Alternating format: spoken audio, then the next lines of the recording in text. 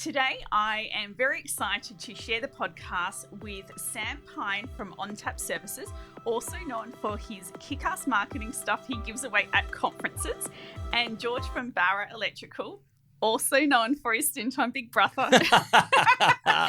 Thanks, Pyne. and his dreadlocks. Well, before you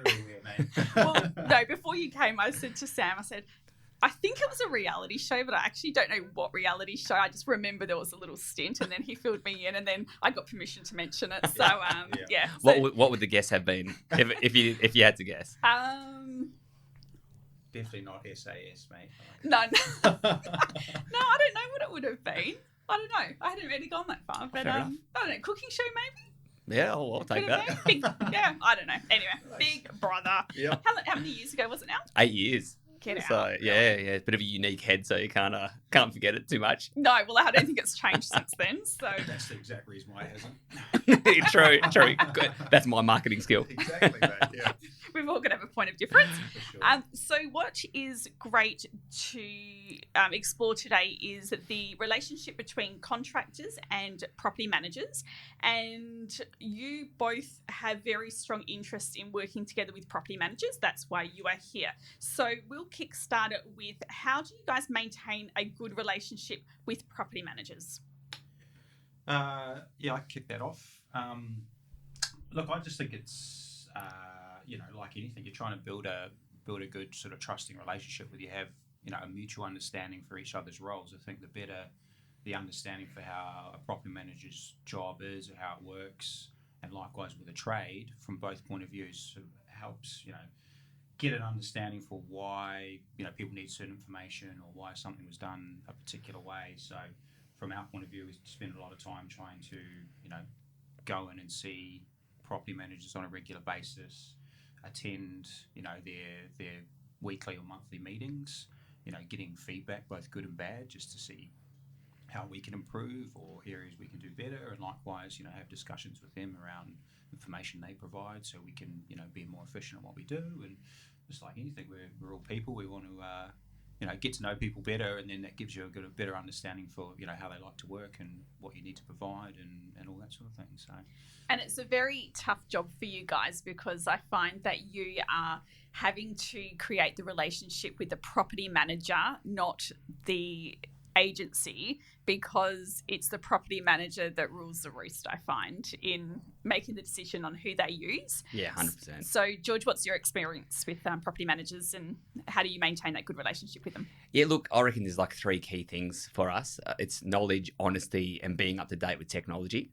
So I find, you can't, there's companies out there that they're the boss or the supervisor, the manager, they're actually not an electrician, they're not a plumber, they're not an aircon tech. So I just find if you want to have a company, you need the chief to know exactly how the company operates. They need to know how the admin operates. They need to know how the scheduling operates. So when a question comes from a property manager and they need to speak to whoever's in charge, they need to know the knowledge. And that's where I find it's huge with us. And same with me, I'm very black and white. So if let's say the property manager comes up to me and says, George, you guys drilled a hole in the wrong place, I'm like, done.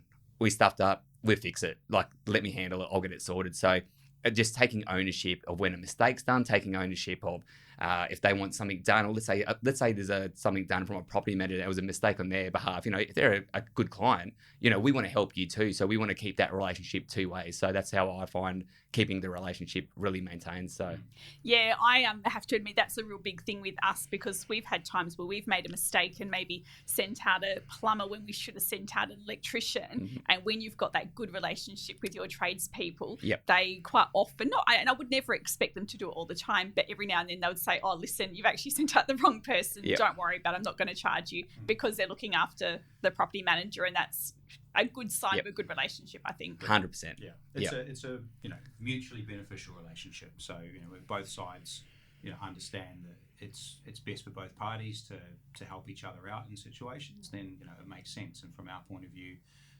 we want to look after the property managers that we deal with, because they send us work orders, but also they're good people. They're trying to do a good job as well, and mistakes happen, and we want to be we take a long-term view to it. So Just touching on technology, I don't know if you were referring to technology with how you operate or how the property manager operates in their technology, but I just want to quickly touch and it doesn't have to necessarily be your opinion, but just what you're finding, in the industry. Things like maintenance manager and all those technology apps that are designed to, be very, proactive and automated. I don't personally like them. I think my clients don't like all the automation behind it. But what's your experience with? Yeah, I think it's maintenance manager. And there's quite a few others, isn't there? There's a few more coming. There's some over east that have been over east for a while that are starting to make their way into the market here. Are they a good thing or a not so good thing?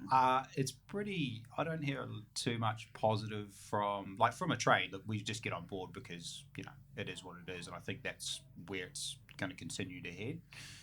But from what I hear from clients who I've spoken to, it has made things more challenging. But I don't know what you think, George. Look, with me, there was one app out there. I can't remember what it was called, Traderfy, or I can't remember what it was, but it was a lot of uploading this, uploading that. You couldn't upload all documents at once. To be honest, the best program out of all the ones I've tried is Maintenance Manager.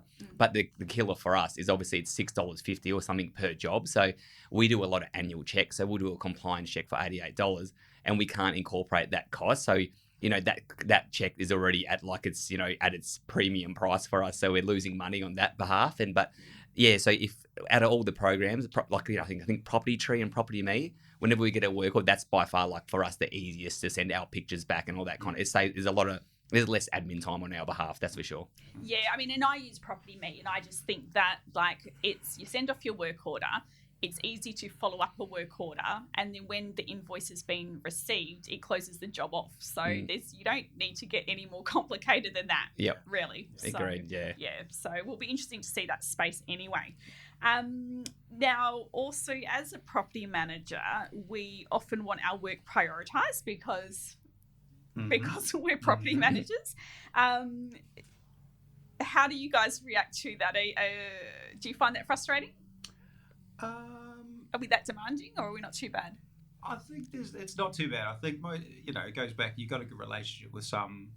There's some really great real estate and property managers out there who understand maintenance or understand trades, and they are the ones who probably are easy to deal with on that point of view. You'll get the odd one that just calls you up and it's like, I need this done straight away, on priority. And I think we're kind of lucky in our teams. We've got a sort of a big enough team on the road where we can juggle things to accommodate that stuff a lot of the time.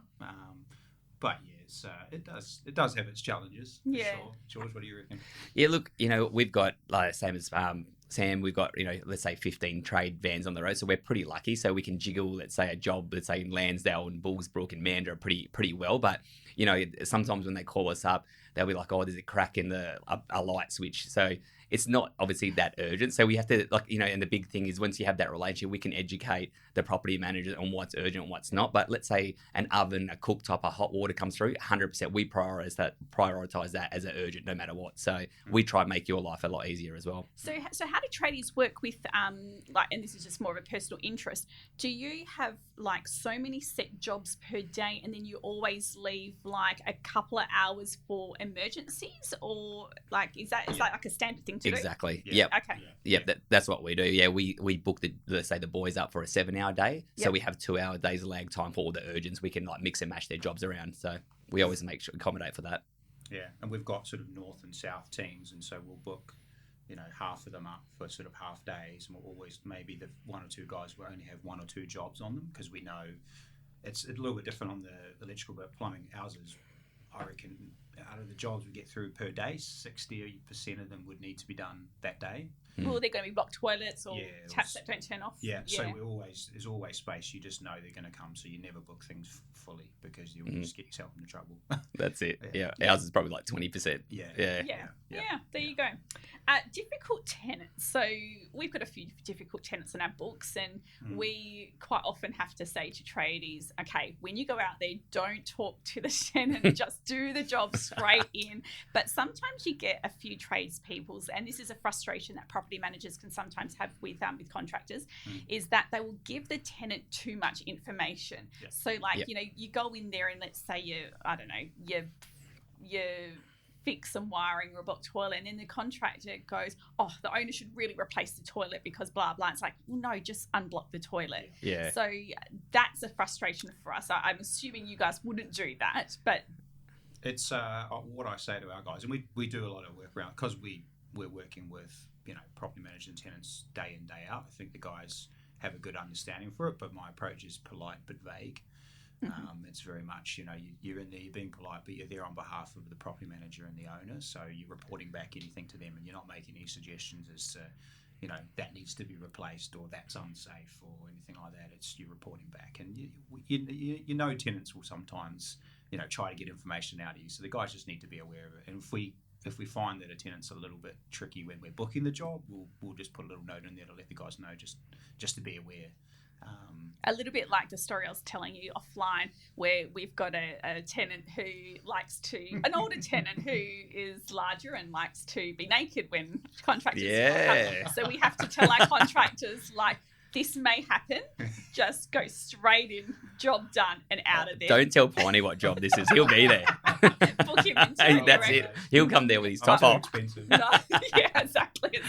But look, our thing is, whenever I always tell everyone, especially the admin staff, you kill them with kindness. That's the main thing I say. And generally we can turn them around once we can turn them around at the start point. I find it's easy for the boys. But we heavily train the boys on what not to say, what to say as well. So we always use the KISS principle. So we try to keep it simple, stupid. So yeah, absolutely. Yeah. Do you feel that property managers can use and abuse contractors? I will tell you my answer, but I'll wait for you to look. First. Obviously, it's not you got to have everyone's pretty lovely. You know what I mean? But you get the odd.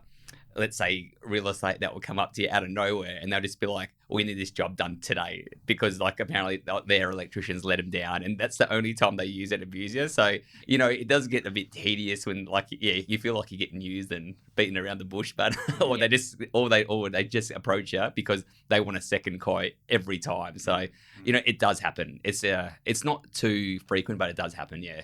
One thing I try to do with quotes, and I hate having to arrange too many quotes, because quite often the majority of the time taken is to go and do it in the first place. Yep. So I try with my tradies, and especially if it's someone that I don't use regularly, I would take a photo or a video as much as possible. And if it's just because the owner just is painful and just wants 3 quotes, I don't want to waste 3 people's time. So sending a video or a photo and just saying, can you do a rough quote on this? And what, if you happen to add on a little bit extra because you haven't seen in person and you want to just allow for any discrepancies when you get out there, then fine, but at least you've got the quotes.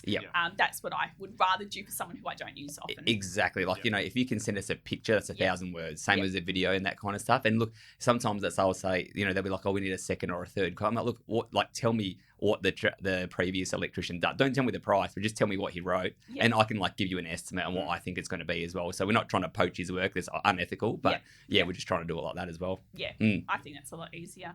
Well, I think that you guys do get used and abused quite a bit, because I feel that I get concerned maybe with more small-time people, but that we put so much pressure on you guys. And then we we don't purposely blackmail, but we would be like, well, if you piss us off and you're going to be a pain in the ass with this bill being paid on time or within 7 days, you just won't get any work. I'm not saying I do that, but I'm just saying the mentality could be surrounding that. So then you've got the poor contractor who really is relying on that agency's work and has no choice but to extend the trade terms, and that's pretty unfair, I think. So we forget that you guys have got bills and wages and to pay in a business, and as property managers we wouldn't accept our landlords to pay their management fees last because they've got bills to pay, yet we expect you guys to be the last ones to pay as well. So what would be a standard trade term for contractors for a real estate agent? Is it 7, 14, 30 days? What do you guys think? Typically we operate on 14 days, but we're pretty confident. The advantage of working with with property management real estate is you know you're going to get paid. It might be a little bit longer than you'd like, but by and large, 95% of the time or 99% of the time, you're going to get paid. And I think it's more just that comes back to the communication side of things as well. So, most from my experience, most real estates will do like a mid-month and an end-of-month pay run, and you're in one of those, and you're fine. And if something's gone over that, there's probably a reason. So, it's just about finding out what's going on and just the communication, explaining, hey, look, this is the reason for the delay on this one. It'll be within this date and all that sort of thing. So it's we don't have a huge problem with that side of things. It's sure we've got overdue amounts, but we know we're going to get paid for it. So that's why we prefer to deal with real estates rather than some of the general public, because those are the more tricky ones. It's interesting. I actually hear the opposite. I hear some people not wanting to work with real estate agencies because of the terms, but I wonder if that's just the bad ones. I think, personally, the companies that are, let's say, reliant on, let's say, they don't have a kitty saved up in their bank account, they're the ones that would struggle to work for real estate. I find with most of our real estates, we probably get paid after 30 days. So that's our main construction. So and some of our other larger contracts have longer payment terms. So I think once you get up to a reasonable size, you can sort of manage it a bit easier. But I understand from sort of a smaller, 1 or 2 man band, waiting 30 days or something like that would be a bit trickier. Yeah, but from our point of view, much rather deal with property managers than same the with us. general public. Yeah, that's good to know. Yeah, you guys are better. It's good. Excellent. Well, 3 things that property managers and contractors can do to improve the relationships. So I have written down a couple of things. I have put a suggestion that for works over $500 or maybe even $1,000, you could do that. Tradies should ask for 50% of the works to be paid before the work's carried out. And I think that puts responsibility on the owner when they're getting large work. And I think it's reasonable for tradies. So these are just tips for property managers that I think are a reasonable thing to do. So I don't know, $500 or $1,000, but generally something that costs that much would have a part in it that is quite expensive. So the second thing was in our office, our trust accountant provides a report to the property managers of outstanding accounts each month, and we actually ask our owners to pay. So every month, a list of what tradies are outstanding, what owners owe money, and we don't just wait for the rent to come through. We put that responsibility on our owners and say, you've got some outstanding bills to be paid. Can you please transfer this over? And I would probably say, in 20 years of being in real estate, I've probably only done that in the last couple of years, because I used to always just think the traders can wait and the rent's coming through, but it's not actually fair. So we do it this way now, and I think that's something I encourage a lot of property managers to do in future. And the other thing I always do is having, and this isn't throwing you guys under the bus, but having 2 or 3 tradies in each industry. So 3 plumbers, 3 electricians, 3 handymen, etc. Because I find that by doing that, we're not putting pressure on one person, and also that person feeling like that contractor can't say, listen, I'm really busy at the moment, can you slow down with work? Because I don't want to slow down with work because then they'll end up with none. So that's sort of something that I think is quite healthy in a real estate office. So is there anything you guys want to add to that? I think, we find a lot of real estates will use more than one contractor, and it just, depends on, they might have a preferred and then a backup, but it's probably, of course, but you being the preferred. Hopefully. In terms of the payment stuff, the only time we've sort of asked for anything up front was just at the start of COVID, and if we're replacing a hot water unit where the majority of the cost is the material we had to buy from the supplier, we're sometimes asking if we could get 50% up front, just to cover that. So if there was any issues or delays, because as a small business at that time, we were worried just like everybody else was. So we didn't want to because we have to pay for that up front. We didn't want to get caught short with people suddenly saying, "Oh, I can't pay it" or whatever. So we did that, but it's not something we've gone out to do. It might be, we'd be open to it. Obviously, it's better for us, but whether that would create issues or challenges from the property manager and owner point of view, possibly as well. So Yeah, well, I guess if you haven't experienced a huge issue with it, then you sort of just let it go, don't you? It's only when you've been stung once that you sort of sometimes put these plans in place. Yeah. Speaking of COVID, did you guys get affected from business? Like, how did that all go for you guys? Look, for us, like obviously that month when it happened, it was it was all doom and gloom, but it was pretty good for us. It was a bit of a holiday, you know. All the boys enjoyed it, had a bit shorter hours and all that kind of stuff. But it was really good to catch up on all like our technology based software and all our integrations and processes. So I actually found I got to make the company more efficient in that time. So it was a really good time to I was like, obviously it's going to go, so I'm getting ready to roar once it comes out. So that's how I found it. Yeah. And are you guys busy now? Are you finding work? Yeah, I think we've been lucky. It's been busy the majority of the time. It sort of ramped up pretty quickly once people got a bit more comfortable and realised, being in Western Australia was a pretty good place to be. We love Perth. Yeah.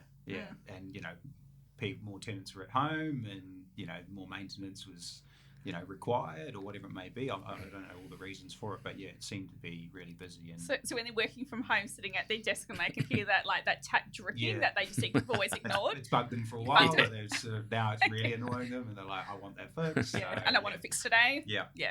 And plus, winter time's got busy for us, so we were probably fortunate that it was close to winter or coming into winter when it happened. So it normally picks up a bit for us around that time. In winter. Yeah. Really? Yeah. Lots of hot water and lots of roof leaks and lots of other issues. Yeah, plumbers are busy in the winter. Interesting. Yeah, but see, I sort of find that people complain about the hot water systems. Like, there's a type of hot water system. I can't remember what Wilson. Wilson's a little Wilson box. I'll tell you which one. Oh my lord! And every winter, I've got this block of units, and the tenants call up and I say, "Listen, it's just because the pipes are cold, and you just have a shower in the evening, and I'm sure it'll be fine. But if you're having a shower at 6 o'clock, it hasn't warmed up yet." Nothing I can do about they're the it. worst. So we always get the calls. They're like, because they work on pressure actually. So if too many people in the apartment, let's say everyone wakes up at 5:30, has a shower, that drops their pressure, doesn't kick the contactor in, and that's why the hot water doesn't work. So yeah, they're our favourite, Pyne? Yeah. But you sort of got to again, like, the property manager's got to be educated 100%, as well, so that you can say that to the tenants. We know that now. Yep. But yeah, otherwise, we can do the wrong thing by the owner if we're just sending out tradespeople, and it's like, and you call back and say, nothing you can do about it. It's just the way it is. It is. Yeah. So, and that's what we tried. That's one thing we try to do. We're not one of them companies that every work order you give to us, we're going to go out to it. Yeah. We've trained our admin staff to actually, like, they're pretty much, all the girls always like laugh at me. They're like, "George, I'm a second year apprentice now," because they know the knowledge. They will like let you guys know, they're like, this runs on water pressure, or go unplug everything from the power points and try reset the us. So we try to do a bit of fault finding to help you guys, because we want to maintain that relationship and be there for years. So well, I hope the property manager's doing the fault finding with an RCD though. Just FYI, property managers out there. That's one of the big things that I find. Yep. Yeah, I think a property manager should do that first. Yeah. You should be educating that person on. Yeah. I mean, education's big. Like, that's what we try to do. Like, George and I try to go in and go into the meetings regularly just to talk through stuff, or if there's been like common challenges, we can kind of just explain things in person. And that, property managers aren't trades. They don't, they're not a plumber and electrician, but from my experience, they do. It's good if they do have a bit of knowledge and understanding for it. So when they are relaying information to an owner, they know what they're referring to, and it just makes it easier for them. So, and on that point as well, I'm now starring in some YouTube clips where I'm getting some videos out, but just stuff around how to relight hot water units and all that sort of thing, because owners hate paying for a trade to go out and relight a hot water unit. So if you can kind of send the link through to the tenant, and hopefully they can go through it themselves and save a call out, then are you going to share that? Everybody. Share that with property managers? Yeah, I have been. You have been? Yeah, I haven't seen it yet. Okay. Yeah, you can send it. No Yeah. Because I would include that. Like, I would do like a little tenant newsletter or a tenant message. That's something that I would sort of send out. I was actually going to do one myself, but it'd be better you doing it. Yeah. It took us a while because we were sort of negotiating who was going to star on them, and then I eventually drew the short straw. So. Oh, get out! Yeah. Subscribe to Sam Pyne. Yeah, I'm going to be an influencer soon. So yeah, he's also going to be on TikTok. So have you done TikTok yet? No. Have you done TikTok? No. I'm just going to mention. I know it's random, but it is children that watch TikTok have got obviously just the children stuff, but adults on TikTok is bloody hilarious. Like, it is so funny. It's like your brain dead. I've had a crap day. I just want to lay in bed and just not think of anything. Get TikTok and just scroll through it. It is so funny. Like, it really, really is. Yeah. So highly do recommend it. And you can actually just go hashtag like plumbers or hashtag electricians and see like funny stuff that people are doing. But there you go, Pyne. I don't think it's like, I don't think you'll get business from it, but it will. It's really funny. Yeah. It's really humorous. But the thing with that, and I know this is completely off track, but it was like when Instagram came out and everyone's like, well, Instagram, that's not for business. That's just, you know, photos or whatever. Yet now it's become a business, you know, tool. Yeah. And I feel there is a little part of me that thinks the same thing with TikTok. 100%. That are we just having the same opinion we did of Instagram, that one day it actually might be something. We'll work out how to utilise it and where you go. Yeah, I think like our marketing lady, she does like a thing when she posts on Facebook, it automatically goes to Instagram. You know, it's above my pay grade, but so I'm sure TikTok will be amongst it soon. It will absolutely. So we'll finish it off there because otherwise I'll say something totally inappropriate. So thank you, Sam from On Tap Services and George from Bara Electrical for joining us today. And I hope that sort of the property managers have that little bit of extra knowledge of sort of what goes on in a tradie's mind and a few little tips of what a property manager can do to make sure that they have a really great relationship with a tradesperson. Because like we said, you know, if we do make a little mistake, if we've got our contractors on our side, they will do the right thing by us as well.